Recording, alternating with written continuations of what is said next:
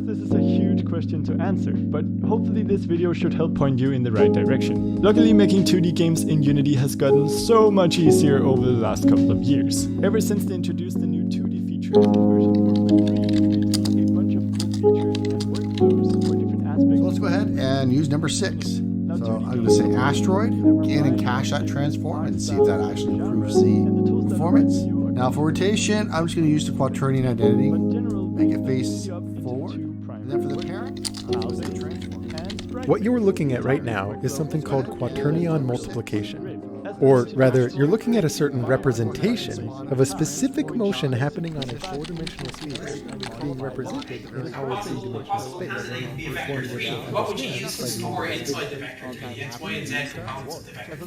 Tasks, mapping, and muscles, which means you don't really need to write C++ Underappreciated numbers just take math out of the model. just as complex numbers Is probably not something that the mainstream audience is going to care about. However, they're not just playful mathematical connections. They have a surprisingly resources.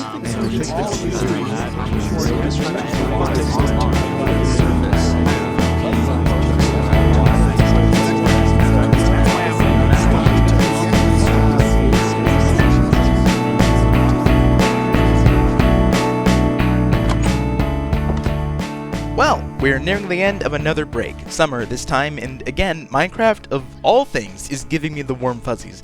This time, though, it's a little bit more direct. I've been playing it myself while trying to wrap my head around why exactly this game's systems come off as so satisfying. Like, no matter what actions you take as the player, it always feels fun, or if not fun, it at least feels worthwhile.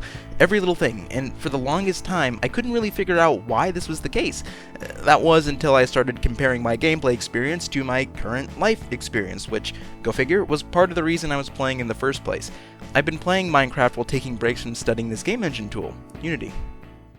Unity, specifically, is a free-to-use game creation tool mainly intended for smaller independent studios who can't make these tools on their own, or for beginners who need somewhere to start. And that's the boat I fall into. It's kind of funny, actually, that in order to keep myself from tiring of something I love, I'm turning to that same thing that I love. You know, weird thing, I don't know when exactly I fell in love with video games. Like, I remember my dad buying me my first Xbox 360, I remember my neighbors and me and my brother all crowding around the TV playing Halo 3, I remember tearing up over The Last of Us. Like, I can't point to anything in particular, which, I don't know, maybe it's a good thing, as if I've always loved this stuff, you know? But yeah, this love for games has pretty much taken root in the things I enjoy. The channels I watch, the podcasts I listen to, the way I procrastinate, and now the career I'm reaching for.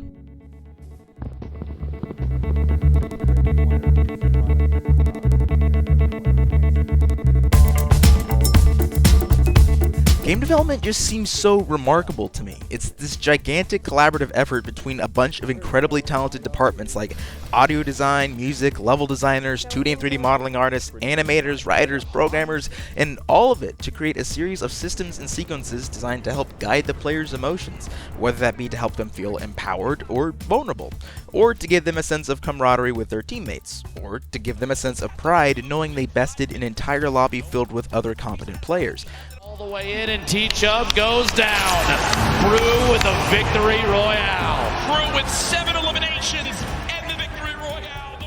Joy and sadness, regret and fulfillment. They're all these crazy things we players sign ourselves up for, and none of it would exist without the backbreaking work of millions of talented designers, artists, and developers. It's wonderful, and I want to do it. I want to tell stories through systems, share life experiences through mechanics. But there is a small problem.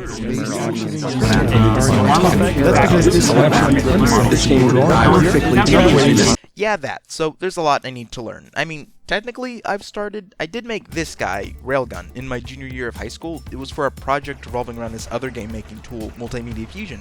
And I gotta say, if you excuse the character models that came with the engine and the questionable background scrolling effect, it's pretty cool. There's a shield mechanic that you have to manage along with your positioning, there's an energy mechanic to do this giant laser finishing move, and look, there's even a high score system. It's great. but it's not amazing. And I'm pretty sure there's a little bit more complexity between making something like this and something like...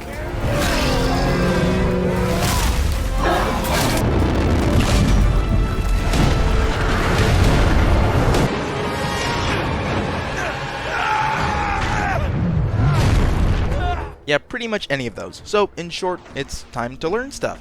Enter University of California, Santa Cruz, or UCSC for the sake of time.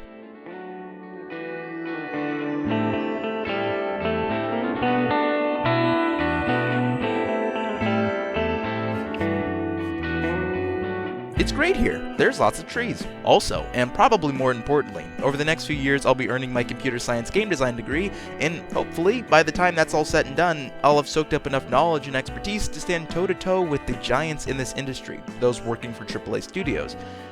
Except, you know all the stuff I just said? Soak up enough knowledge, be ready as soon as I'm out the door. Well, that's not possible, or more than anything, it's not realistic. I've talked to a lot of professors at school, and all the ones who've dipped their toes in the games industry have usually gotten back to me with a general guideline for getting a job. Your portfolio is key. Creating things on your own, personal projects, self-developed skills, that's what puts you above the rest. A degree is great, but on its own, it's not enough for a AAA job. Not enough for where you want to be. And man, it's not fun talking about this, but while getting to know other game design students, that conversation is inevitable, and it sucks because usually the conversation starts with so much open ambition and excitement about the future, about working in those studios, about gaining those skills and understanding all these systems and practicing art, and it all just turns into this scary kind of place where we're sitting in the dining hall and we're looking at our hands and we see all that potential. All that necessary, expected development of skill, of already made progress. All these things we need to deal with on our own projects, our own portfolios, our own progress, and it's all just so scary. It's never fun to talk about that, because it's never fun to think about a future you've set for yourself that you can't really reach. I don't like thinking about that. I don't like thinking to myself, I don't know how to do this. So when summer started, I downloaded Unity, and I just tried learning everything at once. I tried quieting all those fears I had about not being good enough to be where I wanted to be. Unfortunately, I think I only made my fears louder. So a question we get asked a lot is how to make a 2D game. I'm just going to use the quaternion identity. What you're looking at right now is something called That sound is chaos, and it comes from a loss of structure. School is kind of the opposite of that. There are people and teachers and professors who will guide you towards whatever you need to focus on next, if they're doing their jobs. Summer 2019 doesn't really work the same. It just feels so hard to try and predict what I need to learn before it's actually in front of me. And it gets pretty tiring sitting through countless tutorials and videos that are all helpful in their own right, but can't really help me right now. So, to remedy my tiredness, I turned to Minecraft, which is great. People know this. Go play Minecraft. What is wrong with you? Also, Minecraft has actually been doing a lot more for me than I thought it would, and it has to do with that core gameplay loop, and also probably the whole trying to do everything at once thing. So, what is this loop?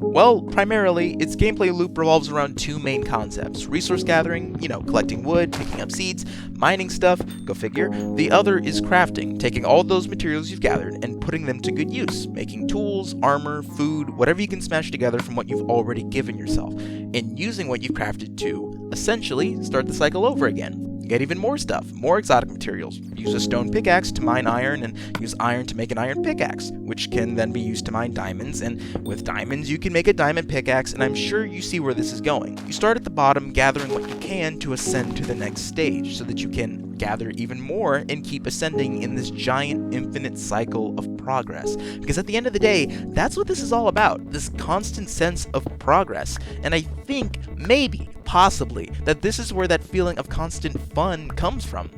Like when you launch your first Minecraft world, you know, when you don't know anything about the game, and you're Googling on your phone how to craft this and that, and you're thinking to yourself, this is too much, I don't know how to do this. There's too much freedom. There's literally no story mode. Everything you do in this open world is up to your volition. There's no teacher breathing down your neck telling you where to go next. Should I build my house here? Should I start mining right now? When do I make another portal? When do I get a saddle from? Is farming important? How do I slay literal dragons? But as time goes by, things start to change. That infinite loop of gathering, crafting, and building, it all starts to make sense. Now, when you create a new world, you're not worried about making a self-sustaining farm or trading with villagers or fighting the freaking Ender Dragon, because right now, in this moment, you know full well that all you need to worry about is hitting a tree and gathering some wood. After that, tools, a shelter, a farm, a portal to another dimension, it'll all fall into place. You know this because the game systems have made it perfectly clear. As long as you're always applying what you've already given yourself and create with it something new to use down the line, then technically you're always making progress, even in the gathering wood stage, which seems exceptionally unimportant, but it isn't. If it helps you to be where you want to be, it is important. Don't think for a second that because you're not already killing Ender Dragons that you're not making progress. After getting my head around that, Minecraft never really stopped being fun, no matter what stage I was in the whole chain of infinite possibilities. And I think that it might be for all those reasons that Minecraft systems have spoken a lot louder to me than they used to. So when I turned off the game and I returned to the chaotic labyrinth of infinite possibility that is studying the Unity game engine, I took a different approach. Remember that old high school game project I made, Railgun? Well, a while ago, my brother came up with the idea to remake it in Unity.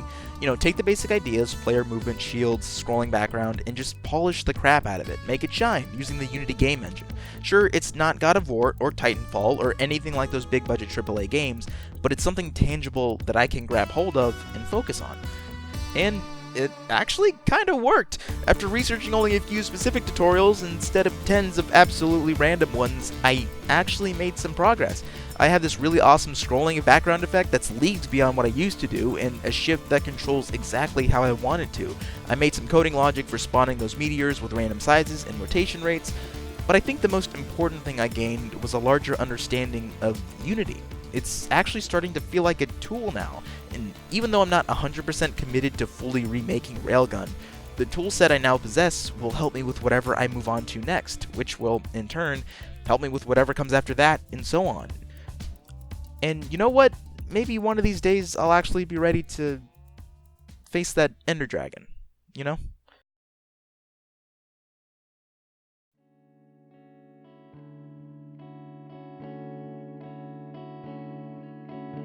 I think back in school, in that dining hall with those other students, that's what I needed to hear. As long as I keep that progress cycle in mind, then I'm right where I need to be.